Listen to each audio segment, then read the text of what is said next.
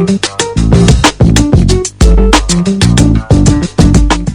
welcome back to Culture Matters. Join us here are three car designers. First of all, Simon, Tong, and the Massimo. They're each one representing different group of people. Well, first of all, let's go back to this. What did you write here? This was technical requirements. And so we've got the Technical technical requirements, requirements there. But we also have, behind the cars, we're talking a brand.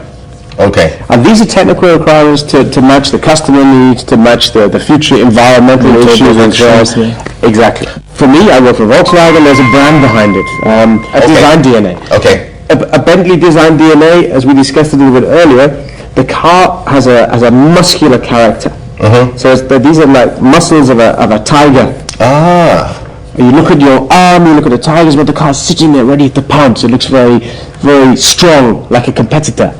The proportion though, it has a long rear overhang. The door shut line is here, so we have a long gap here. And this is where the engine is. This is where the engine is, you have a short front overhang. So these are the key DNA lines for Bentley, the muscularity. If you look at the face of a Bentley, then the face of everybody is really important. The character, muscular with the moustache and the beard, you know, the glasses, little flat nose, but and me with a low one or a long nose. The face, the Bentley has big eyes on the side of the wheel, and then just on the outside of that, like a punctuation, this is where the grille is. There's a Bentley wing B here. I take that out, it's in the wrong place. A center line, and this is the main shapes. You have the character of the car. So you're trying to design the character of the brand into the technical concept. A VW has a different face. A VW is a very horizontal front view. Look at the front of a VW, but it's smiling. It's a happy front view. It's happy to see you. And this front view is you'll have some kind of horizontal, like a mask almost, and a reaction here, you can imagine like a pair of glasses sitting over your nose. It comes into the eyes, then on either side. So VW has this mask, which could be all dark, and look at the new Scirocco, for example. And you have the logo here. And the logo in the mirror, very bold, strong, and a smile underneath. And these are the sort of characters of the design you try to integrate, and it's not easy. We always have lots of big discussions around engineering and everything. Remember to need the Chinese characters, you know? You Chinese characters? You put a lot of line together and coming out different meaning, different... It's a combination of lines and shapes and so forth.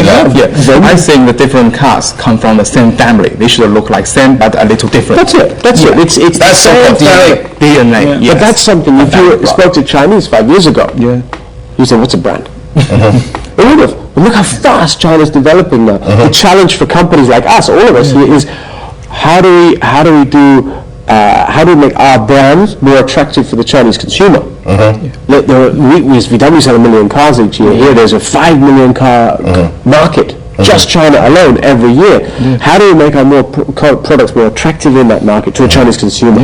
And I think that's something that you just can't ask a customer, what do you want in your car? How do you want your design to be? And so this is something where as designers we have to think about new ways of making our products attractive. It still has to be exactly what you say. It has to be the brand. It has to be still the brand, global. From your standpoint of view, you're looking more on a green car, actually environmental protection. So will you challenge the designer like Simon or Tong, say, hey, you guys are wrong. You guys don't know the real future of the world. It will be not in this way, but will be, I think, a pleasant challenge for them to take care of our problem, because we present to them some issue. We are not able to take care. We only know that CO2 emission in this level are good and in other level are not good. So we say to them, this is our target. We have to do with this material, because our experts, they say, this is the material. Can you take care for us? So I guess probably you two,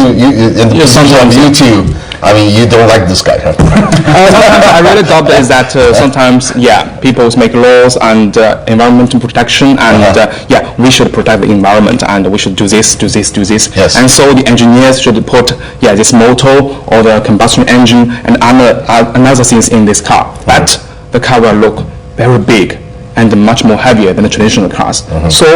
But the designer think that we should design the car in this space. It should be like only look like this. So that's a problem left to the engineers, you know. Yeah. The technology people, they should, You're a medium part.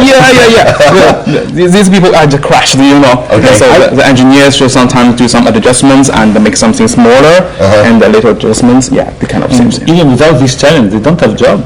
So better that we But what I can guarantee you 100%, that Massimo will have days where he will go home and say, damn designers! Damn designers! But I can also guarantee that I have days where I go home and say, damn engineers! But the most important thing is we're all struggling to do something new which has never been done before. If you ask any designer, they'll also, an engineer always comes and says, we can't do that because we've not done it before. Typically designers are trying to be creative and do impossible things. It's difficult, and a lot of engineers will try and do things the way they've done before because there's a lot of knowledge and experience. You don't want to reinvent that every time. And so there's always this pull to get the project together. One of the most exciting things is when you get a group of people together from day one, who sit together, engineers, marketing guys, designers together, and we work out together. I mean, when I pick up a pen nearly always, we have to come up with something new, which is, and often the engineers start one is actually we have to use something that already exists.